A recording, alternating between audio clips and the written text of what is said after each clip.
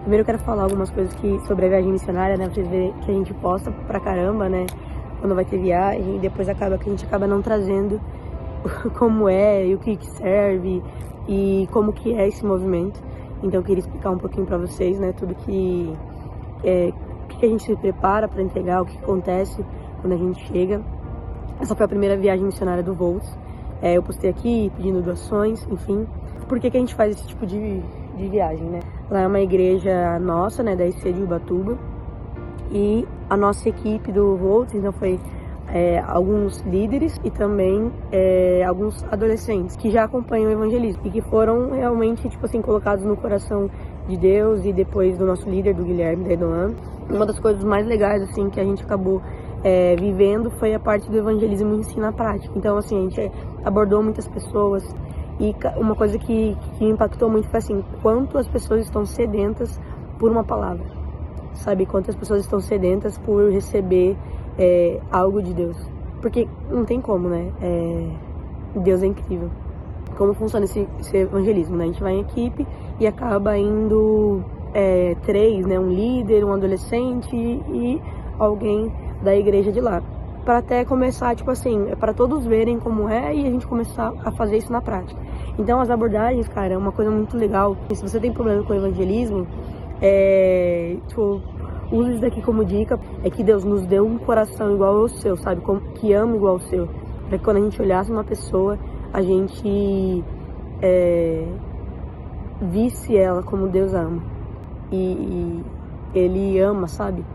Tipo, e isso, a gente tem vários testemunhos disso, eu mesmo, né? Eu fui orar por uma moça, a gente tava ali na praça, numa pista de skate, tinha gente fumando baseada, tinha gente fazendo, andando de skate, bebendo, enfim. Mas era uma praça bem grande, a gente começou um som lá, um louvor. E daí, nesse louvor, surgiu uma família. Daí surgiu uma moça, ela tinha algumas tatuagens, né? Bastante tatuagem no corpo, tava de short, tal, camiseta. Daí ela era um pouco mais velha, né? Ali na faixa dos seus, acredito, com seus 50 anos, talvez um pouco menos. Tinha um rapaz, né, que era o esposo dela. Tinha uma moça mais nova, mas eu acredito que seja a filha dela, que tava com o bebê no colo, e tinha uma menininha ali na sua faixa de 11 anos. E a gente tava ali adorando e tal, e daí daqui a pouco um cara daqui falou assim, ó, porque a gente sempre não deixa abordar, tipo, mulher com homem.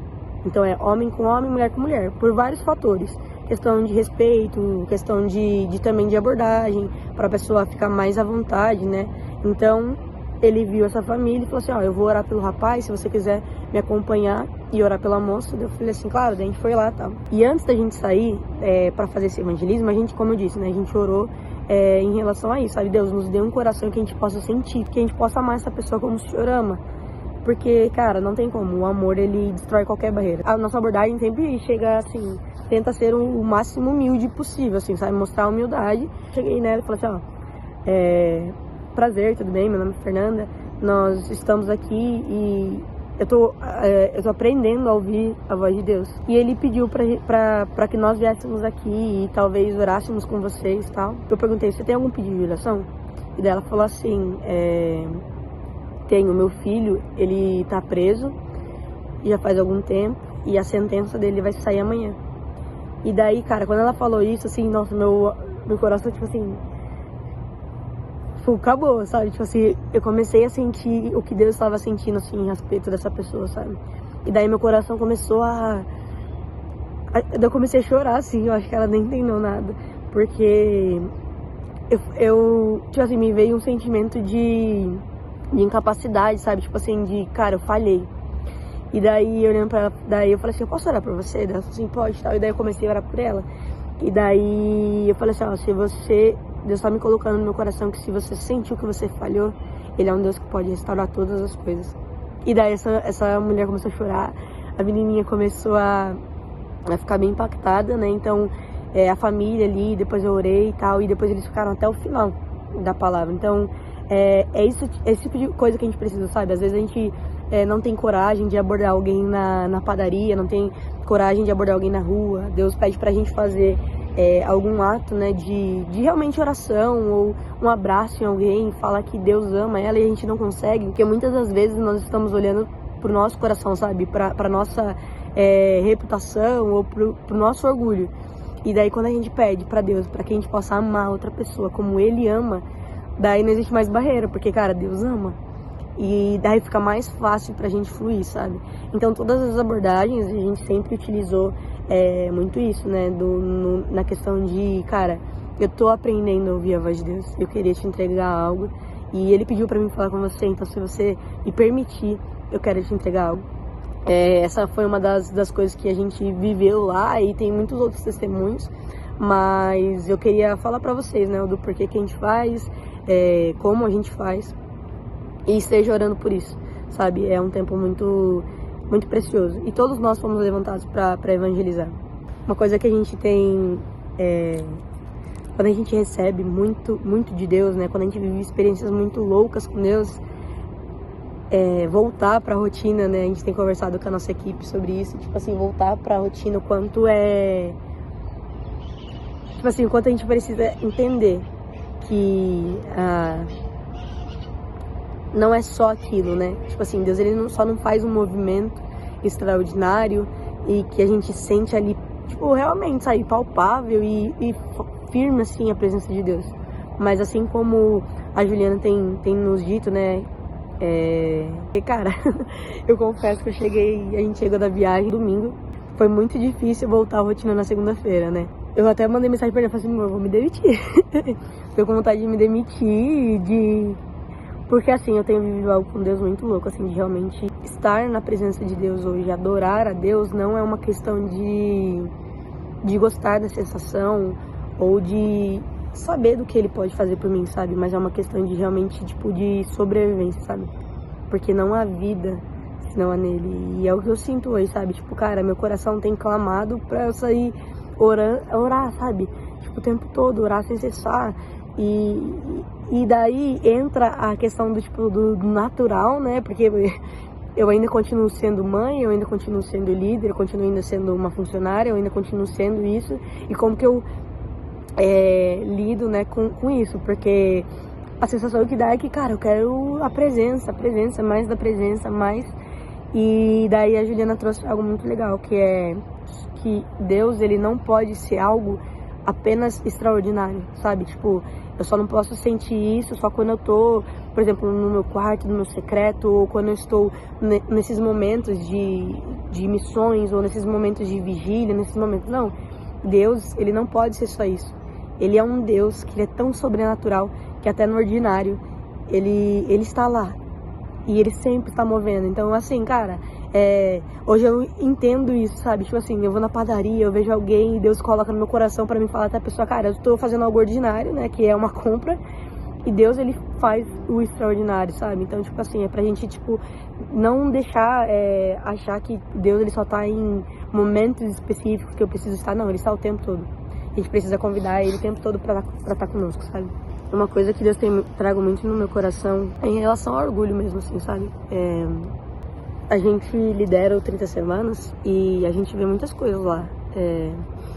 De pessoas que estão vencendo, de pessoas que estão mexendo em feridas, sabe? Que às vezes doem demais, cara. A parte da cura, ela não é confortável, sabe? Ela mexe com tudo que existe dentro do nosso coração, né? De todas as feridas que a gente viveu, que a gente... Cara, seria muito mais fácil se eu clamasse pra Deus e Ele arrancasse isso do meu coração, realmente, sabe?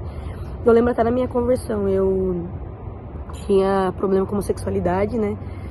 E nasci em um lar cristão, mas eu não tinha a experiência realmente com Deus, assim, sabe? Eu tinha entendimento de Deus através da vida de outras pessoas. Então, em relação à minha mãe, em relação às minhas irmãs, ou o que as pessoas estavam vivendo, sabe? A igreja e tal, mas eu não sabia quem era Deus. E eu lembro que no meu momento de conversão, assim, eu clamava pra Deus, sabe? Deus, por favor, eu não quero mais sentir o que eu sinto, sabe? Eu não quero ter que lidar com o pecado, com os meus desejos, então, por favor, arranca de mim isso. E eu clamava assim, Deus, arranca de mim isso, por favor, sabe, arranca de mim isso, eu não quero mais sentir isso. E ele não arrancava. E daí eu ficava tipo, você pode tudo, arranca isso de mim, tal. E ele não arrancava. E daí eu comecei a viver os processos de Deus, sabe? O processo é muito dolorido, né? Você vê, assim, que você não consegue, você tem que lutar com coisas que te machucam muito. E eu tô falando isso não só na parte, por exemplo, da minha parte, sabe? Eu tô falando às vezes que você vive num lar disfuncional, ou se você vive com um trauma, sabe? De infância, ou coisas que te machucam, que você queria mesmo que apenas sumissem, sabe? Mas Deus, ele tem um processo de cura. E o 30 semanas, ele é isso, né? Então, 30 semanas é realmente você entender que Deus, ele tem um processo para nossa cura, e no processo a gente começa a entregar as coisas. E o mais louco, assim, de viver com a vida com Deus é que, tipo assim, cara, tem coisas que ele não vai curar 100%, sabe? Tipo, orei, ele foi curado. Tem coisas que eu ainda tenho que lidar hoje, sabe? Em relação à minha carne, que ainda grita. E em relação a várias coisas, né? Então, mas, tipo assim, aprender a lidar com isso e ainda escolher a Deus, sabe? Eu acho que é isso. A gente, tipo, quando nós estamos com os olhos tão fixos e fascinados em Jesus, de tipo, cara, é Ele. E daí as outras coisas estão acontecendo, sabe? Você ainda tem lutas, claro, dentro da sua casa, financeiramente, com os pecados que você ainda tem tentações.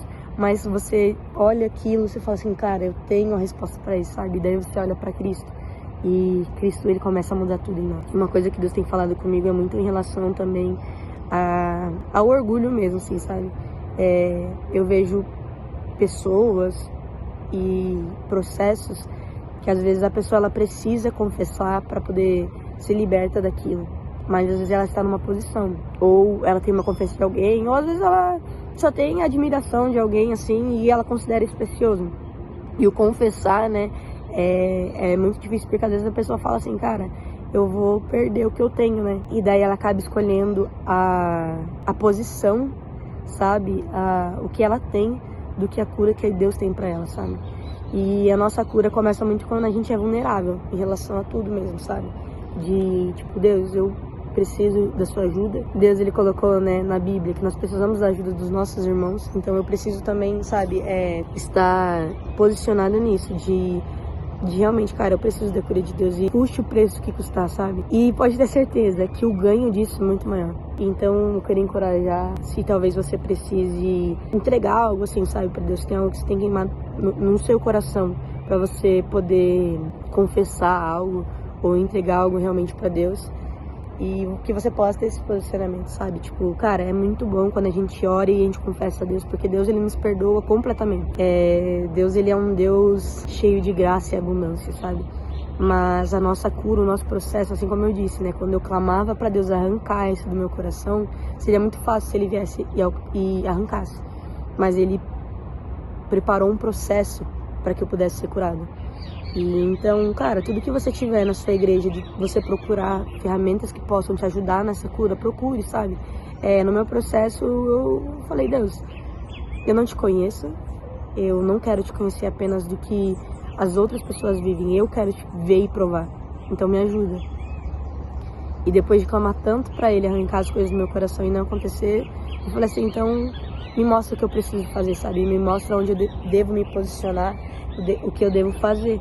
E daí eu comecei a procurar ferramentas de cura da nossa igreja, sabe? Que nós temos o 30 Semanas, que foi, cara, foi a ferramenta assim que mais mudou minha vida, pela graça de Deus, né? Então é um ambiente que você pode confessar os seus pecados, que você pode realmente falar as suas tentações, e é um ambiente preparado por Deus, sabe? Eu fiz restauração, eu e minha esposa, a gente fez, na época nós éramos noivos, né? Mas nós fizemos curso de noivos, enfim, tudo que tinha de cura. E é uma premissa que eu tenho hoje pra mim, sabe? Cara, Deus, o que eu preciso fazer mais, sabe? Então, se tem coisas que, tipo, eu acho que eu já vivi, mas eu já vivi 30 semanas, eu acho que eu já vivi, cara, Deus, o que o Senhor tem mais pra minha cura, sabe?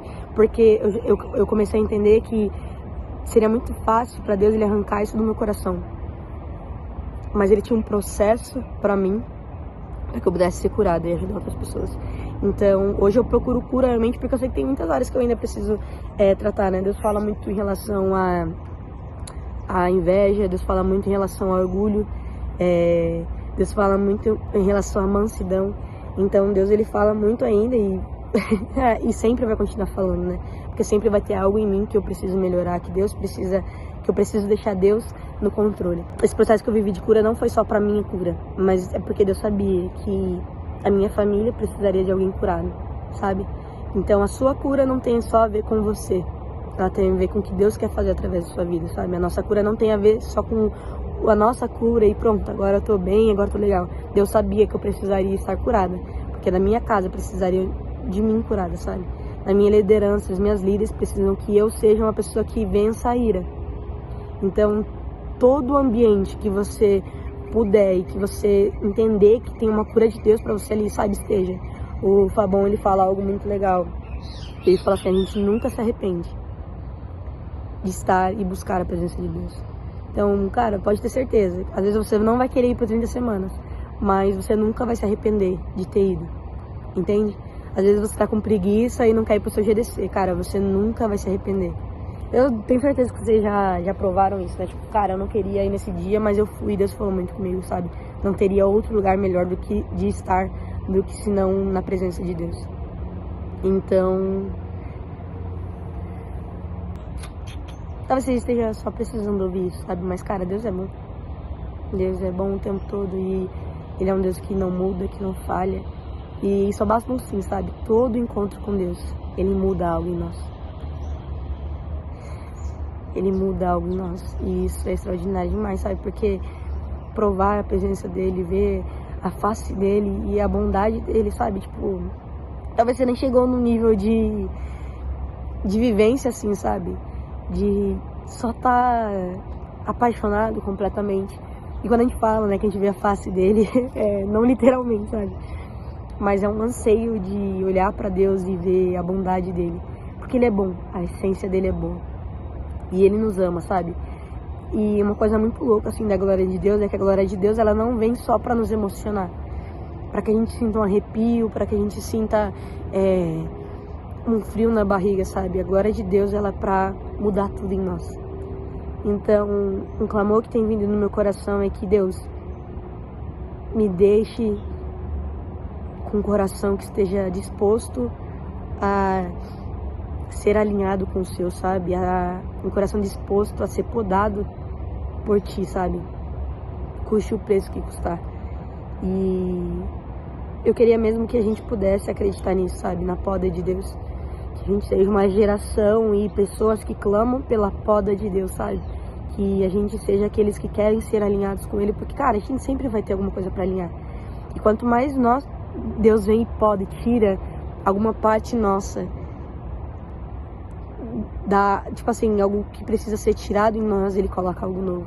E daí a gente começa a fluir mais e mais e mais na presença dEle, e daí Deus sempre tem mais, sabe? Eu não sei qual é o seu nível hoje de entendimento ou de vida com Deus, mas eu quero mesmo afirmar que Deus, Ele sempre tem mais, Ele sempre tem algo novo. Ele é um Deus que não para, Ele é um Deus infinito, Ele é um Deus bondoso, e Ele sempre tem mais pra nós. E se você tá num nível grande, cara, tem mais. Se você ainda sente que tá no raso, tem mais. Provar a presença dEle, ver a face dEle e a bondade dEle, sabe? Tipo, talvez você nem chegou no nível de vivência assim, sabe? De só tá apaixonado completamente. E quando a gente fala, né, que a gente vê a face dEle, não literalmente, sabe? Mas é um anseio de olhar pra Deus e ver a bondade dEle. Porque Ele é bom, a essência dEle é boa. E Ele nos ama, sabe? E uma coisa muito louca, assim, da glória de Deus é que a glória de Deus, ela não vem só pra nos emocionar. Pra que a gente sinta um arrepio, pra que a gente sinta um frio na barriga, sabe? A glória de Deus, ela é pra mudar tudo em nós. Então, um clamor que tem vindo no meu coração é que Deus me deixe com um coração que esteja disposto a ser alinhado com o seu, sabe? Um coração disposto a ser podado por ti, sabe? Custe o preço que custar. E eu queria mesmo que a gente pudesse acreditar nisso, sabe? Na poda de Deus. Que a gente seja uma geração e pessoas que clamam pela poda de Deus, sabe? Que a gente seja aqueles que querem ser alinhados com Ele, porque, cara, a gente sempre vai ter alguma coisa pra alinhar. E quanto mais Deus vem e poda e tira alguma parte nossa tipo assim, algo que precisa ser tirado em nós, ele coloca algo novo. E daí a gente começa a fluir mais e mais e mais na presença dele, e daí Deus sempre tem mais, sabe? Eu não sei qual é o seu nível hoje de entendimento ou de vida com Deus, mas eu quero mesmo afirmar que Deus, ele sempre tem mais, ele sempre tem algo novo. Ele é um Deus que não para, ele é um Deus infinito, ele é um Deus bondoso, e ele sempre tem mais pra nós. E se você tá num nível grande, cara, tem mais. Se você ainda sente que tá no raso, tem mais. Então não importa, sabe, a sua posição hoje, cara, tem mais de Deus. E que nossos corações estejam incendiados pra buscar realmente tudo o que ele quer fazer em nós. Vamos pra cima! Eu tô maluco!